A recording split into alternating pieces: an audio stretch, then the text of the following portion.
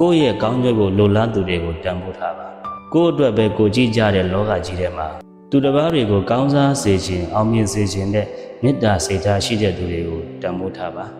ငါတီးဟူသောအတ္တတွေများတဲ့ဒီလောကကြီးထဲမှာ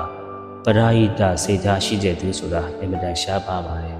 အဲ့ဒီလိုမေတ္တာစိတ်ထားရှိတဲ့သူကိုယ့်ကိုကောင်းစားစေခြင်းတဲ့သူတွေနဲ့ဆုံတွေ့ရတယ်ဆိုတာအင်မတန်မှကုသိုလ်ကောင်းလို့ပဲ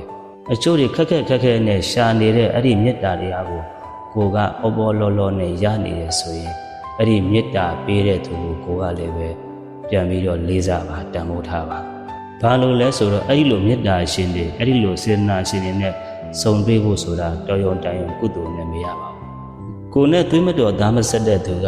ကိုယ့်အပေါ်ကိုကောင်းစားစေခြင်းနဲ့ကိုယ့်အပေါ်ကိုအောင်မြင်စေခြင်းနဲ့ဆိုတဲ့မေတ္တာစိတ်ထားတော်ရုံတန်ရုံမေတ္တာစိတ်ထားမဟုတ်ပါဘူးတကယ်တော့ကိုယ်စီကဘာမှရယူလို့တဲ့စိတ်မရှိဘဲနဲ့ကိုယ့်ကိုကောင်းစားစေခြင်းနဲ့ကိုယ့်ကိုအောင်မြင်စေခြင်းနဲ့ကိုယ့်ကိုကျမ်းမာပြီးတော့ရှင်စေခြင်းနဲ့ဆိုတဲ့အဲ့ဒီမေတ္တာတရားဆိုတာ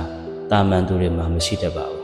တကယ်ကိုမြင့်မြတ်တဲ့စိတ်ထားရှိတဲ့သူတွေစီမှာတာလည်းရှိတတ်တဲ့အရာမျိုးဖြစ်ပါတယ်တကယ်လို့ကိုဟာအဲ့ဒီလိုမေတ္တာစိတ်ထားရှိတဲ့သူတွေကိုတန်ဖိုးထားရမယ်မသိလေးစားရမယ်မသိမေတ္တာတွေကိုနားမလည်ပဲနဲ့မေတ္တာတရားတွေကိုစော်ကားမိလိုက်ပြီဆိုရင်ဒီနေ့မှာကိုဟာကြီးစွာသောဒုက္ခတွေနဲ့ကြုံတွေ့ရတတ်ပါတယ်မေတ္တာတွေစုတတ်ပါတယ်မေတ္တာတွေစုသွားပြီဆိုရင်အဲ့ဒီသူရဲ့ဘဝဟာဘာပဲလုပ်လို့အဆင်ပြေမှာမဟုတ်တော့ပါဘူးဘလောက်ပဲကြိုးစားအားထုတ်မှုတွေရှိပါစေသူကတနည်းမဟုတ်တနည်းနဲ့ပျက်စီးရတတ်တယ်မေတ္တာစော်ကားတဲ့သူရဲ့ဘဝဟာလည်းပဲတစ်သက်လုံးလူလင်လူညာတွေနဲ့ကိုယ့်ရဲ့မကောင်းကျိုးကိုပဲလိုလားတဲ့သူတွေနဲ့တွေ့ဆုံရတတ်ပါတယ်မေတ္တာစုသွားပြီဆိုရင်ဟိုအောက်ဆုံးထိအောင်ဆွဲချသွားပါလိမ့်မယ်